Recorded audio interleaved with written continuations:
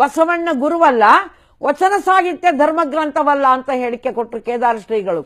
ಅದಕ್ಕಾಗಿ ನಾವು ಹೇಳ್ತೀವಿ, ಇವತ್ತು ವಚನ ಸಾಹಿತ್ಯ ನಮ್ಮ ಧರ್ಮದ ಸಂವಿಧಾನ, ರಿಲಿಜಿಯಸ್ ಕಾನ್ಸ್ಟಿಟ್ಯೂಷನ್. ಒಂದು ಮಾತನ್ನ ಹೇಳ್ತಾರೆ ಶರಣರು, ಆದ್ಯರ ವಚನ ಪುರುಷ ಕಂಡಣ್ಣ, ಸದಾಶಿವನೆಂಬ ಲಿಂಗವ ನಂಬುವುದು.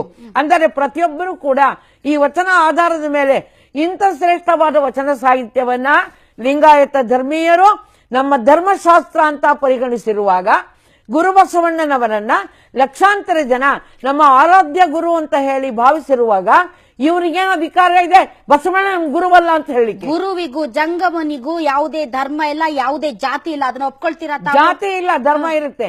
ಅದೇ ಎರಡು ಇರಲ್ಲ, ಜಾತಿ ಇಲ್ಲ. ಒಂದು ಗುರು ಆದ ತಕ್ಷಣ ಅವನಿಗೆ ಜಾತಿ ಇರೋದಿಲ್ಲ, ಜಾತಿಗೆ ಅತೀತನಾಗ್ತಾನೆ, ಆದ್ರೆ ಧರ್ಮಕ್ಕೆ ಬದ್ಧನಾಗ್ತಾನೆ. ಆದ್ದರಿಂದ ಬಸವಣ್ಣನವರು ನಮ್ಮ ಧರ್ಮಗುರು. ವೀರಶೈವ ಬೇರೆ, ಲಿಂಗಾಯತ ಬೇರೆ. ಲಿಂಗಾಯತ ಧರ್ಮ ಸ್ವತಂತ್ರ ಧರ್ಮ, ವೈಚಾರಿಕ ಧರ್ಮ, ಪರಿಪೂರ್ಣ ಧರ್ಮ.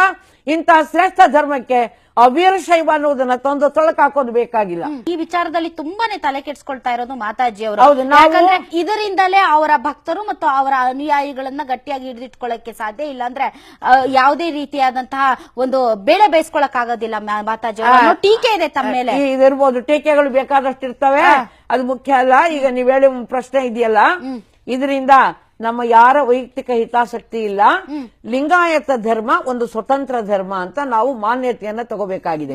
ಅದಕ್ಕೋಸ್ಕರ ಇದೆಲ್ಲ ಮಾಡ್ತಾ ಇದ್ದಾರೆ. ಒಂದು ಧರ್ಮದ ಪ್ರಾತಿನಿಧ್ಯ ಸಿಗಬೇಕು ಅಂತ ವೀರಶೈವರು ಲಿಂಗಾಯತರು ಅನ್ನುವಂತ ಕಾನ್ಫ್ಲಿಕ್ಟ್ ತಂದಿಟ್ಟು ತಾವು ಇದರ ಮೂಲಕ ತಮ್ಮ ಒಂದು ಪ್ರಾತಿನಿಧ್ಯಕ್ಕೋಸ್ಕರ, ಅವಕಾಶಕ್ಕೋಸ್ಕರ ಕಾಯ್ತಾ ಇದ್ದೀರಾ. ಕರ್ನಾಟಕದಲ್ಲಿ ಇರುವವರೆಲ್ಲರೂ ಲಿಂಗಾಯತರೇ ವಿನಃ ಇಲ್ಲಿ ಯಾರು ವೀರಶೈವರಿಲ್ಲ.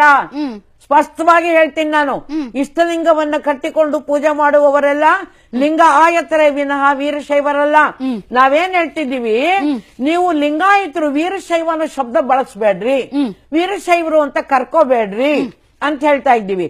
ಆಮೇಲೆ ಸ್ವತಂತ್ರ ಧರ್ಮದ ಮಾನ್ಯತೆಗಾಗಿ ನಾವು ಹೋರಾಟ ಮಾಡ್ತಾ ಇದ್ದೀವಿ. ಯಾಕೆ ಅಂದ್ರೆ ಇವತ್ತು ಬಸವಣ್ಣನವರು ಕೊಟ್ಟಂತಹದ್ದು ಒಂದು ಶ್ರೇಷ್ಠವಾದದ್ದು ಧರ್ಮ ಸಿದ್ಧಾಂತ. ಇದು ಜಗತ್ತಿಗೆ ಗೊತ್ತಾಗಬೇಕಾಗಿದೆ. ಈಗ ಇದು ಒಂದು ಜಾತಿಯಾಗಿ ಸೇರ್ಕೊಂಡ್ಬಿಟ್ಟಿದೆ. ಈ ಮಠಾಧಿಪತಿಗಳು ಬೇರೆ ಇಂತ ಹೇಳಿಕೆಯನ್ನು ಕೊಟ್ಬಿಡ್ತಾರೆ ಜಾತಿ ಅಂತ. ಆದ್ದರಿಂದ ಇದು ಜಾತಿ ಎನ್ನುವ ಸಂಕೋಲೆಯನ್ನ ಕಳಚೆ ಹಾಕಿ ಇದು ಒಂದು ಧರ್ಮ. ಅದು ಜೈನ, ಬೌದ್ಧ, ಸಿಖ್ ಧರ್ಮಗಳು ಯಾವ ರೀತಿಯಾಗಿ ಭಾರತದಲ್ಲಿ ಆಚರಣೆಯಲ್ಲಿವೆ, ಅವು ಮೂರು ಇಲ್ಲಿ ಭಾರತದಲ್ಲಿ ಹುಟ್ಟಿದ್ರೂ ಕೂಡ ಸ್ವತಂತ್ರ ಧರ್ಮದ ಮಾನ್ಯತೆಯನ್ನ ಪಡೆದುಕೊಂಡಿವೆ.